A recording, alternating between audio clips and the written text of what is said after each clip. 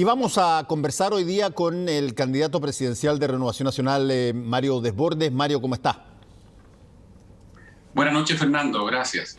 Quiero preguntarle, antes de entrar en la carrera política presidencial, si te sorprendió, Mario, la noticia que salió sobre el engaño que se hizo a un juez de la Corte de Apelaciones para intentar el ejército escuchar las conversaciones telefónicas de un periodista que estaba llevando adelante una serie de reportajes en torno a lo que fue el conocido como el Milipco Gate. Me estoy refiriendo a Mauricio Weibel. ¿Te sorprendió? Me sorprendió primero porque el ejército tiene una versión distinta. Entiendo que se sostiene hasta el día de hoy y por lo tanto es algo que se tiene que investigar. Si es efectivo que se mintió, por supuesto, sería un delito y procederían sanciones muy drásticas. Si es efectivo lo que dice el ejército, que no se mintió, bueno, queda descartado esto y por lo tanto es algo que tiene que investigar lo más pronto posible la Fiscalía. Me sorprendió porque, bueno, no puedo entrar en detalle, pero yo fui miembro de la Comisión de Inteligencia y hablamos de este tema, hablamos con el ministro incluso, pero está eso bajo secreto, así que no puedo entrar en más detalles, pero me sorprendió que se tiene que investigar lo más rápido posible porque, por supuesto, el sistema de inteligencia descansa, entre otras cosas, en la confianza que la ciudadanía debe tener en él. De lo contrario, quebrar esa confianza, el sistema inmediatamente colapsa. Es muy complejo hacer inteligencia si no hay confianza ciudadana y de las autoridades. Así que el ejército sostiene que no ha habido engaño y eso tiene que demostrarse en el lugar que corresponde, que es la Fiscalía, y posteriormente se hubiera juicio en un juicio. Por último, sobre este tema, Mario, si es que efectivamente se hubiese hecho lo que dice este reportaje de CIPER, ¿el ministro de Defensa debió haberlo sabido? Tú fuiste ministro de Defensa y te pregunto sobre si tú en situaciones similares, si es que efectivamente esto hubiese ocurrido, ¿habrías tenido que estar al tanto? No, los ministros de Defensa no se les informan de los oficios que se envían a los ministros de corte, que son los que autorizan las escuchas telefónicas. No se les informan las investigaciones que están llevando adelante los órganos de inteligencia de las Fuerzas Armadas, pero los ministros de Defensa, si concurren al DINE, por ejemplo, y le piden la información de en qué se está trabajando, en el caso específico entiendo que la escucha es anterior a Espina, pero después Alberto habría pedido la información y se le contestó que estaba todo en regla, y eso es lo que relató posteriormente Alberto. A mí me pasó con el caso de esta filtración supuesta desde la ANI, en donde al parecer alguien habría filtrado algunos documentos que decían que el ejército habría sostenido que había intervención extranjera, ¿no es cierto? Sí. En octubre pasado, del 2019, perdón. Y bueno, yo fui al DINE y pedí ver todos los oficios, revisar todos los documentos físicamente, que se me entregaran todos los archivadores, y así fue.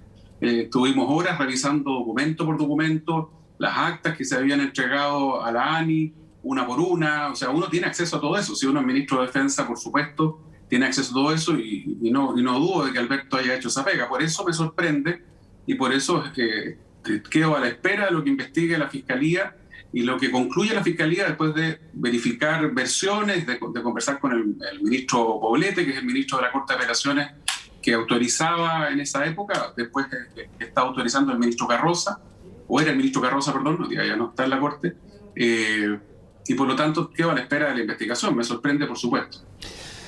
Mario, tú ya estás desplegado como candidato y cuando uno pasa a ser candidato y deja de ser ministro o deja de ser diputado, pasan cosas. Una de las cosas que pasan es que los candidatos tienen una obligación de mostrarse como alguien que hace cosas o haría cosas y muchas veces eso significa tener que, de alguna manera, cuestionar algunas cosas que hacen el propio gobierno para el cual estuvieron. Y creo que desde ese punto de vista lo hemos visto en varios candidatos que son parte de Chile Vamos y que han manifestado que ha faltado precisión en algunas cosas, ha faltado comunicación en otras, y eso no le debe gustar para nada a la moneda, pero lo que es interesante, Mario, es que de pronto empiezan los candidatos a competir y a darse bastante duro entre ellos. A ti te trató casi de populista el candidato Ignacio Briones, cosa que tú retrucaste bien fuertemente también diciendo que salieran los dos a la calle a ver cuál es el que vende humo y cómo la gente los toma. ¿Qué tanto de eso es algo que tú esperabas que pasara? Lo primero, por suerte, en mi caso, yo no he cambiado lo que digo ni cuando era diputado, antes de ser ministro, y me entrevistaste varias veces durante el estallido, post-estallido, durante la pandemia, al inicio, el tema del 10%, etcétera. No he cambiado y no cambié mi visión cuando era ministro. Cuando era ministro varias veces ratifiqué que lo que había hecho me tenía tranquilo y que lo que había hecho me parecía correcto. O sea, lo dije siendo ministro de Defensa. Y tampoco he tenido que cambiar lo que decía cuando era ministro de Defensa, por ejemplo, respecto a la Araucanía o a otros temas. Me mantuve en temas absolutamente de la cartera, evité ir a entrevistas, fui a lo justo y necesario, pero mis dichos se sostienen hasta el día de hoy, así que por suerte no he tenido ese problema. Ahora, como ex ministro, por supuesto, yo al presidente le tengo respeto, al presidente Piñera. Yo no soy incondicional de nadie, no soy ista, yo estoy en una causa que es más grande que una persona, cualquier persona, no solo el presidente, y por lo tanto me interesa apoyar al gobierno en todo lo que hay que apoyar, pero hay casos en donde uno tiene opiniones distintas y las transmite al gobierno y a veces también se hacen ver ante la opinión pública. El ejemplo de la modificación de la fecha de la elección, yo en diciembre, enero, febrero, en medios de comunicación, grabado, por lo tanto no es que yo lo diga ahora, mire, ahora les quiero contar que dije en tal fecha, no, si lo dije en los medios de comunicación. Había que correr la elección. Entonces puedo decir hoy día, mire, yo creo que el gobierno debió haberla corrido y faltó ahí más agilidad política. Bueno, ahora apoyando la decisión del gobierno de correr la fecha. Entre paréntesis, espero que no prospere esta idea de que los partidos, los candidatos no se les cobren los intereses de los créditos. Me parece que es la peor señal que podemos dar, porque la ciudadanía no tiene ese beneficio, no tiene esa posibilidad. O sea, yo no sé quién presentó esa moción, esa indicación, pero por Dios que se ve horrible, y es horrible. Ahora, respecto de lo que dice Ignacio Briones, me sorprendió la dureza de Ignacio, porque yo entiendo que él puede estar en desacuerdo con lo que yo digo. Y está bien, y es legítimo, él es una persona que piensa distinto a mí en muchas cosas. Pero yo hubiera esperado que me diga, mire, la propuesta de desbordes del bono universal, cuando digo universal, del 80% de la familia hacia abajo, no todos los chilenos, no me parece una buena propuesta, me parece mala, me parece que técnicamente está equivocada. Todo eso, bien, pase. Pero cuando Ignacio Briones me dice que vendo humo o que soy populista, bueno, ahí me está descalificando, y eso a mí no me parece, me descalifica por el tema del 10%. Yo sigo sosteniendo que técnicamente uno puede tener una opinión muy de manual de lo que hay que hacer con el tema de los bonos y también respecto de lo que es el retiro o no de los fondos de pensiones. Pero bien distinto estar en la calle cuando uno constata que la gente le dice, perdóneme, pero con todo el anuncio que usted está haciendo no me está llegando y no me está solucionando el problema. Entonces, si no era el 10%, ¿qué? Y la respuesta es un silencio sepulcral, porque no hay un qué. Entonces, no es de populista, no me trate de populista. Cuando lo que hice lo hice por convicción, abrí la puerta al 10%, como dijo un senador, no la voy a poder cerrar, lo que hice era gravísimo, sí, está bien, pero no había otra alternativa para miles de familias, para cientos o miles de pymes, de pequeños y medianos empresarios, de comerciantes, etcétera, y no me arrepiento un segundo. Eso no es ser populista, no es una política pública, es una solución de emergencia en casos de crisis tan grave como la que estamos viendo hoy día. Yo espero que Ignacio no continúe con ese lenguaje y que cuando no le parezca algo que yo planteo, me lo rebata, está bien, es legítimo, y argumente técnicamente de por qué yo estoy equivocado, pero no con descalificaciones.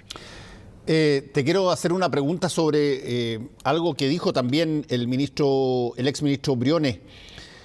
¿Alguna vez cuando hubo reuniones de gabinete planteó bajar el pasaje del transporte público a la mitad? Ahí tenía las posibilidades de hacerlo porque era ministro de Hacienda, digamos. Claro, no lo sé. Que yo sepa, yo no estuve en todas las reuniones, por supuesto, y por lo tanto puede que lo haya planteado. Yo no estuve en alguna reunión en donde se haya tocado ese tema, donde se haya planteado bajar el transporte a cero. Estuve en reuniones post-estallido en donde todavía Ignacio no era ministro de Hacienda y en otras donde ya él era el ministro de Hacienda, y la verdad es que la postura de Ignacio, no sé si, de memoria no sé si es Ignacio, pero sí de Felipe Cas y algunos de sus cercanos, no todo Evópolis, Pancho Undurraga tenía una posición distinta, era muy rígida, muy ortodoxa. Entonces no hagamos nada, no hay que hacer reformas que les parecían de izquierda, el sistema mixto de pensión y otras cosas más, esto no hagamos nada con la pistola en el pecho, etcétera. Y nosotros éramos los izquierdistas que estábamos abriéndonos y pidiendo reforma en ese minuto. No recuerdo que alguien haya planteado llevar el pasaje del Transantiago o la locomoción colectiva en general al 50%, porque se le habríamos firmado de inmediato. Pero no le he leído la propuesta, me parece súper interesante lo que plantea Ignacio ahí, voy a revisarla con cuidado y si es una buena propuesta se la voy a apoyar. Los técnicos en renovación en algún minuto nos han planteado llevarlo a cero, que se podría, también hay una propuesta dando vuelta ahí, pero no supe que lo haya planteado en el gobierno, lo que no significa que no lo haya hecho, y no dudo de que está bien revisada, bien analizada, y si es buena, cuenta conmigo y se la firmo de inmediato, ¿no?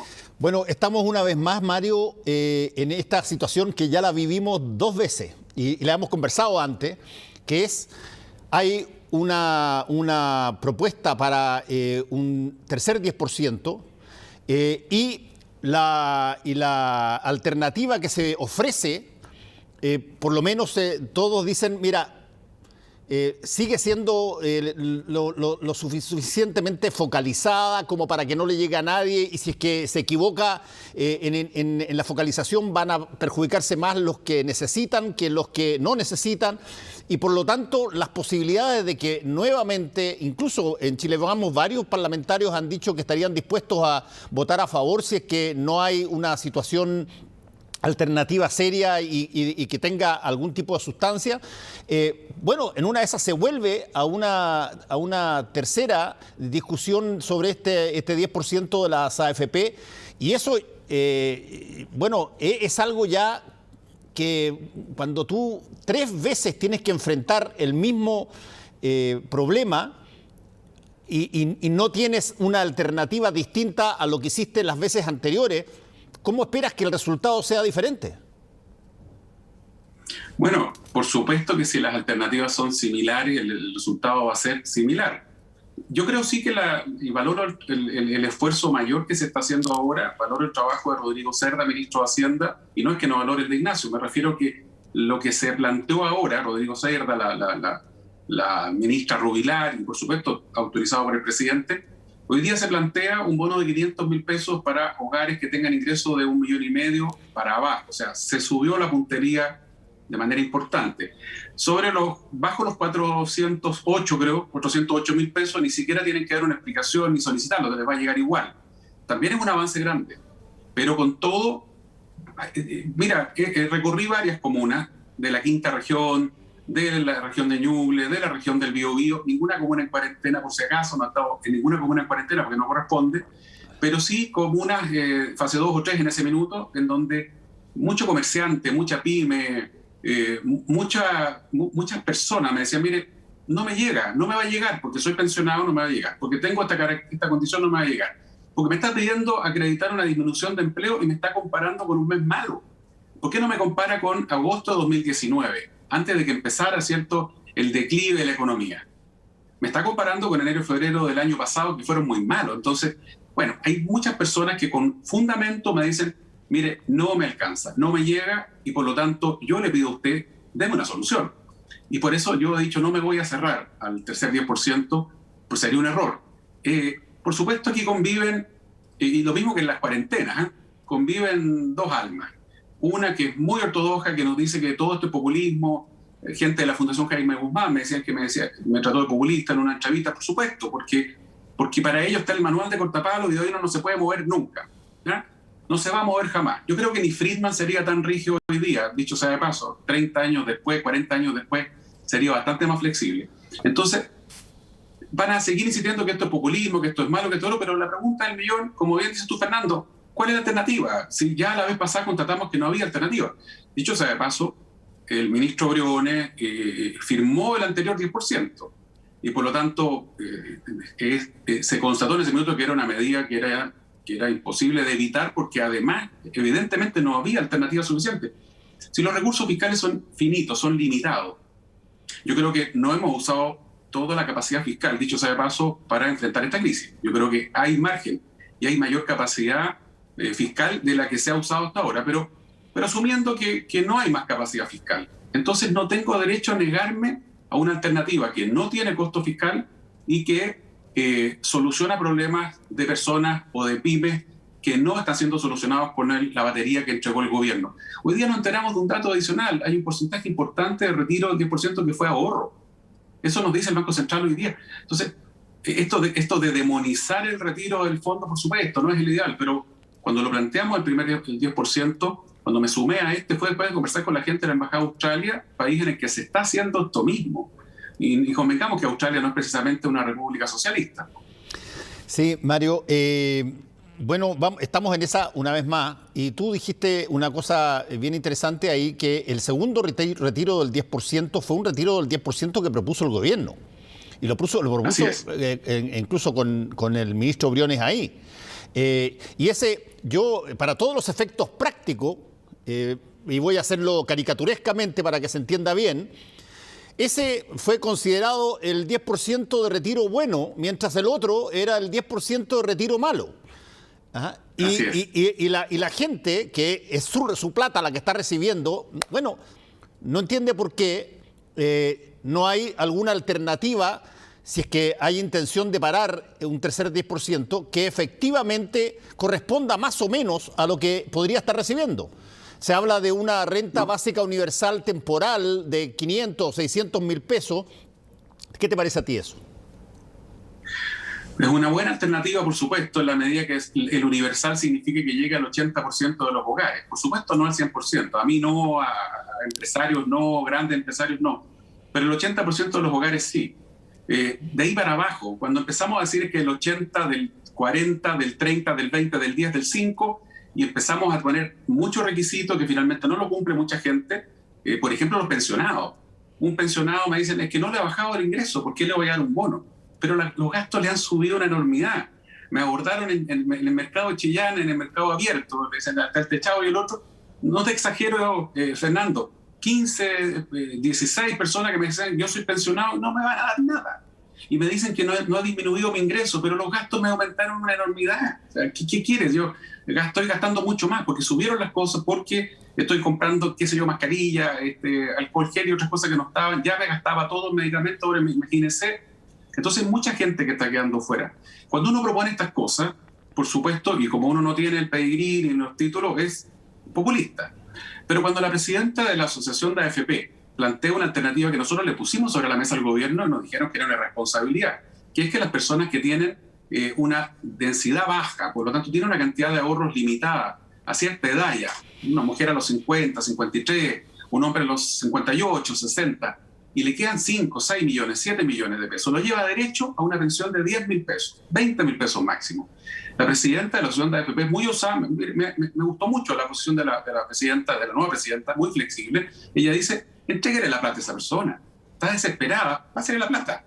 ¿Para qué lo obliga a llegar a los 65 a una pensión de 10 mil pesos si igual le va a tener usted que pasar una pensión básica solidaria? Bueno, ahora lo dice ella, y muchos de los que nos sacaron la mugre cuando propusimos esto dicen, oiga, qué interesante la propuesta, qué interesante. Cuando lo dijimos nosotros era, por Dios, la tontera que está diciendo esta gente que no entiende nada de economía. Bueno, hay que ser más agresivo, hay que ser más osado, Fernando, en momentos de crisis. No podemos mantener la receta normal, de periodo normal en estos momentos de la crisis más grande de los últimos 100 años, del 1929, que Chile no vivía una crisis como esta, 90 años. Entonces, la focalización, seguir con la lógica de la focalización, no se puede. El presidente del Banco Central Italiano, hoy día primer ministro de Italia, le dice a los demás, a sus pares europeos, no hay que focalizar, no podemos, no es el momento. En este minuto ayude con ayudas generales. Porque si usted se pone a discriminar entre este y el otro, se va a demorar mucho y luego va a dejar gente sin recursos que lo necesitaban. Y tercero, ¿cómo le va a pedir a la gente que se quede en la casa encerrada si no tiene para sus necesidades básicas? Entonces, bueno, valoro la propuesta del gobierno, pero creo que se está quedando corta y por lo tanto no me voy a cerrar a ninguna posibilidad. Y de los diputados de Renovación entiendo que ya más de 20 han dicho que van a apoyar finalmente este 10%. Ahora, ¿qué va a pasar cuando se vaya al Tribunal Constitucional? No lo sé. Ahora, interesante lo que dice Mario, porque estás aquí apuntándole al meollo mismo del factor ideológico clave en básicamente en la manera de entender la economía dentro de este modelo, que es justamente la focalización. Hay que llegar a... Y tú estás diciendo, mira, focalización funciona cuando tú tienes a todas las personas perfectamente ubicadas y perfectamente entendidas de lo que hacen, pero cuando tú tienes, yo me imagino, como lo dijo la ministra del Trabajo, un 30% de las personas en situación informal, no tienes idea de dónde están, quiénes son, cuánto ganan, cómo llegas a ello. Y por lo tanto la focalización en realidad es una excusa para generar menos aporte nomás. Mira, un dato duro. Entiendo que en el registro social de hogares hay 14 millones de personas. ¿A quién le está llegando estos beneficios? A 8 millones. Entonces, el propio ministro de Salud, un hombre que es muy franco y yo le tengo mucho aprecio y admiración, creo que ha hecho un muy buen trabajo con Enrique París, ha dicho, mire, los beneficios no son suficientes para lograr que la gente se quede en la casa. El ministro de Salud, no sé si lo habrán retado o no, pero dijo una verdad en puerto de una catedral. Entonces, si el gobierno, si el fisco no puede más, perfecto, no puede más el fisco, busquemos alternativas que sean universales, que sean más generales y que permitan que la gente salga de esta. Hay una colisión de puntos de vista hoy día en el tema sanitario. Uno ve a figuras que son muy escuchadas por un sector de la derecha, gente de Libertad y Desarrollo, la Fundación Guzmán, Axel Kaiser, con nombre y apellido, que te dice, terminemos las cuarentenas. Lo importante es que la gente trabaje, vuelva a trabajar, porque la peor pandemia es el desempleo. Chupaya, yo creo que hay que buscar un equilibrio, pero esa visión que es legítima, que yo no comparto, pesa mucho también en parte de nuestro sector, y por lo tanto hay una tensión constante entre el focalizar, el priorizar la economía, el entender, ¿no es cierto?, esta dinámica como perversa, la de las cuarentenas, etcétera, versus la que planteamos nosotros. Hay que encerrarse, hay que cuidarse y hay que guardarse, pero para eso la gente tiene que tener la billetera con lo necesario para poder pasar el mes, subsistir, pagar sus deudas. Mucha pyme le pagó las imposiciones a sus trabajadores, Fernando, con el 10%. Le pagó las imposiciones, porque como están suspendidos, sigue teniendo la obligación de pagarle las imposiciones al trabajador y no tenía ingresos, pagaron el arriendo. Entonces, yo creo que en este conflicto de posiciones en el sector, yo espero que prime la lógica más, con la mirada más humana, y entendamos que el manual de cortapalo es súper importante, pero que no necesariamente te sirve en los casos de emergencia como los de hoy día. Vuelvo a citar al actual primer ministro de Italia, presidente del Banco Central, que le dice a los demás expertos europeos, señores, no es el momento de la focalización, no es el momento del dogma, este es el momento de la flexibilidad, porque estamos en una crisis que no conocíamos.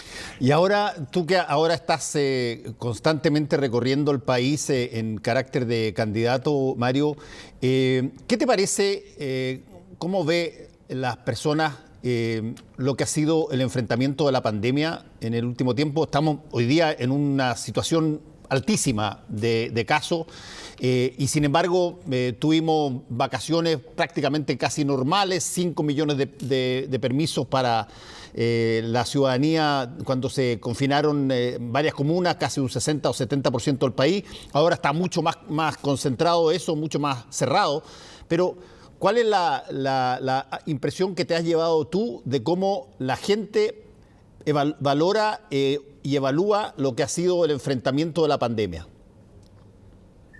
Hay una valoración positiva en los aspectos que evidentemente se han hecho bien. Yo creo que Jaime Mañalich, Enrique París, la Paula Daza, que es una gran subsecretaria, han hecho muy bien la pega, el presidente, por supuesto, que ha estado detrás de esto, en el tema de los fierros, de las camas críticas. Todavía no hemos llegado, ¿cierto?, al dilema de decidir quién vive y quién muere.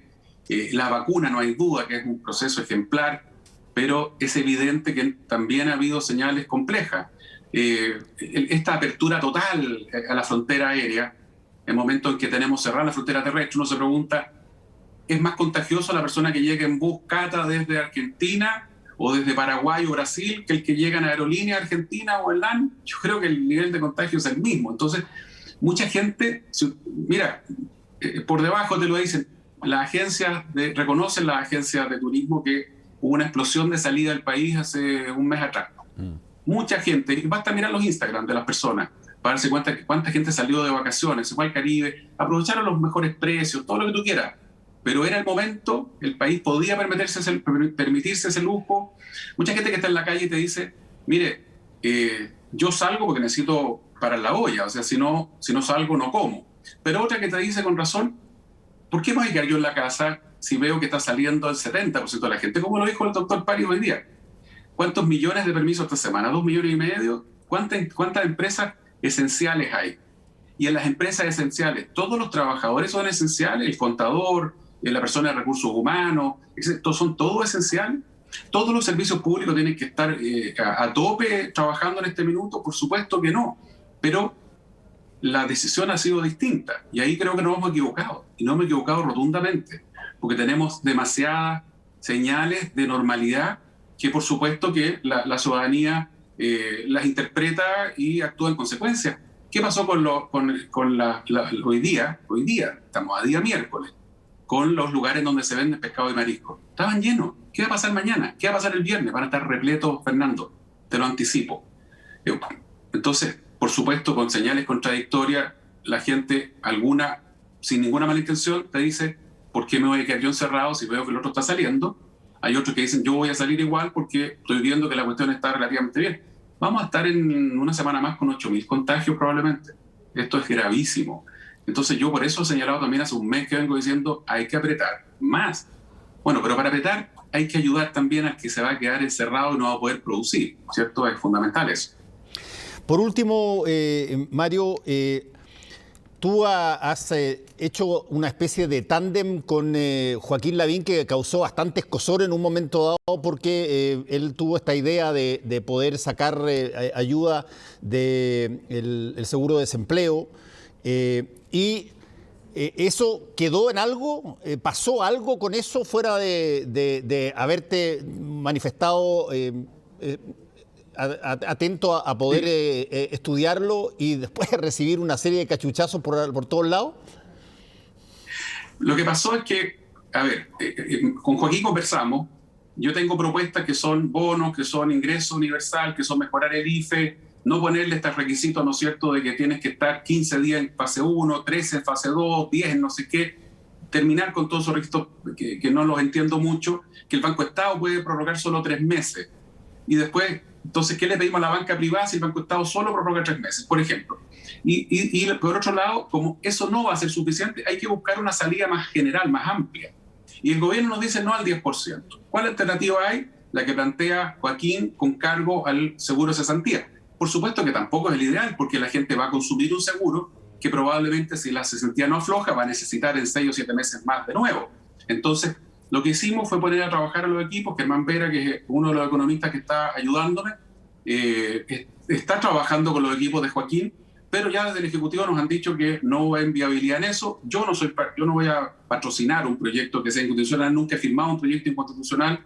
Cuando voté el 10%, le dije a mi gobierno, mire, yo no se preocupe que le voy a asegurar el quórum de 2/3 para que nadie dude que es constitucional esto, y lo logramos, dicho sea de paso. Entonces, ahí estamos. La propuesta está, es una propuesta de Joaquín. Al igual que el 10%, por supuesto, ojalá no tengamos que recurrir a que la gente saque su plata. Pero vuelvo a la pregunta, si no es por esa vía, no, ok, por el 10% tampoco. Entonces, ¿qué? ¿Cómo ayudo a gente que no se va a ver beneficiada con el paquete de ayudas del gobierno y que está con la soga al cuello? Esa es la pregunta que hasta ahora no tiene respuesta. Y tienes de pronto mucha gente de tu sector que te dice, oye, perdona, está sonando mucho como la izquierda, o te trata de traidor directamente, ¿o no? No, son grupos muy pequeñitos que nos tratan de izquierda, Joaquín, a mí, porque en 2 segundos, mira, yo he conversado mucho con nuestros aliados europeos y se ríen de estas caricaturas de la izquierda. Cuando les digo, bueno, pero el tema del 10%, entre otros, lo miramos de Estados Unidos, de Australia. Entonces, cuando uno conversa estas propuestas con, qué sé yo, el Plan Universal de Salud, el tema de las pensiones, el sistema mixto de pensiones, que en Europa lo plantea la centroderecha, no la izquierda, la caricatura del izquierdista se cae muy rápido. Y además, Fernando, mira, aquí también hay que ser pragmático. Yo no tengo ninguna duda y me hago responsable de lo que digo. Sin el primer 10%, creo que el gobierno no habría pasado agosto. Así de simple, porque habríamos tenido un estallido distinto al de octubre por gente que estaba desesperada, por asfixia de la ciudadanía que no tenía recursos en muchos lugares de escasos recursos ni siquiera para comer. Mucho pyme, mucho empresario, mucho comerciante que ya no daban más. No habría sido de ningún color político, pero habría sido una explosión que probablemente le habría costado el gobierno entero en ese primer 10%. Entonces, que me digan de izquierda, populista, no, me tiene sin cuidado. Lo que estamos proponiendo son absolutamente ultra chequeados, revisados, conversados con los expertos, nuestros amigos expertos de países, de partidos amigos en Europa, y respecto del 10% aparte que se haya hecho en Australia, etcétera, de verdad, hay también, junto con la teoría, junto con el dogma, junto con la ortodoxia, hay que tener también pragmatismo. Sin pragmatismo tú no superas las crisis grandes. Y perdona que te voy a usar tu comentario reciente, pero ¿y ves viabilidad al gobierno si es que las cosas siguen tal como están? Yo creo que la situación de hoy día no es como la de julio del año pasado. En julio del año pasado había muchos hogares en Chile que estaban pasando hambre y yo lo vi. A mí no me lo cuentan, lo vi. Estuve en casas de personas que ya llevaban más de una semana y media con el refrigerador vacío, sin gas para cocinar.